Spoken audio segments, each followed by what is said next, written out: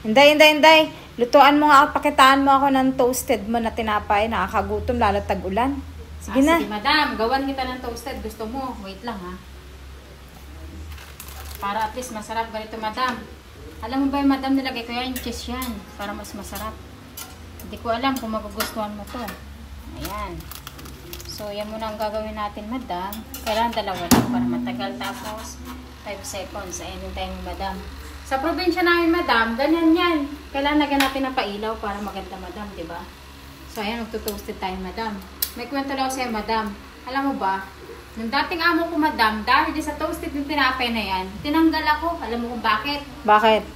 Ay, puro sunog eh. Ngayon, nung tumira na ako dito sa inyo, syempre, marunong na akong gumawa ng toasted na tinapay. Kailangan pala, 5 minutes lang, madam, para mag-toast yung tinapay. Di ba? Yung palang kwento ng buhay mo dahil sa toasted na pinalayas ka. Pinalayas ako, madam, kasi nga, hindi ko alam kung paano. Akala ko naman, madam, sinasalang sa kawali. Syempre, wala namang ganito sa amin dati, di ba? Pag sabi niyang toasted, nilagay ko sa kawali. Pag lagay ko sa kawali, madam, akala ko ipiprito. Anong nangyari, madam? Pag prito ko, sunog. Galit ang amo ko. Sabi niya, you're fired. Eh, di, syempre, alis agad ako sa balutan. Dala ko lahat. O, di, ayan. Pero syempre, tinuruan mo ako, madam. Kaya, ayan na.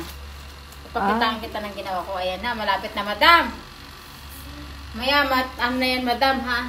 Kasi gusto ko talaga mas toasted. 3 to 5 minutes lang yan, madam. Gagawin natin. Buisit talaga kang dalawa, no?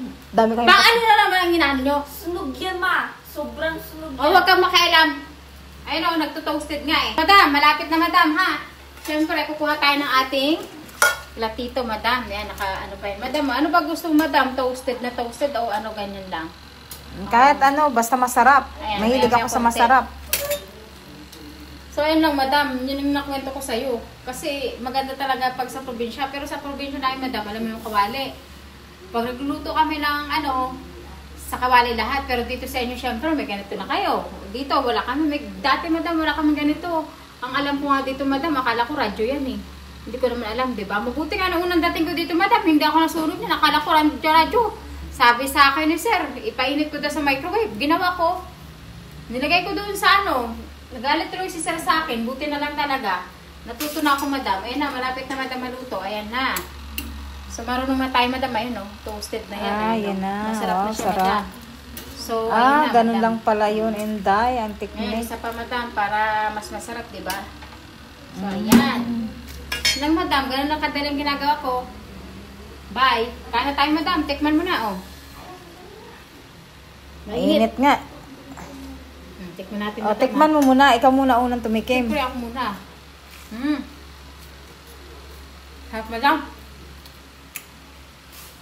Bilang ko ulit bukas sa tinapay. At saka cheese. Gagamit kita araw-araw ito.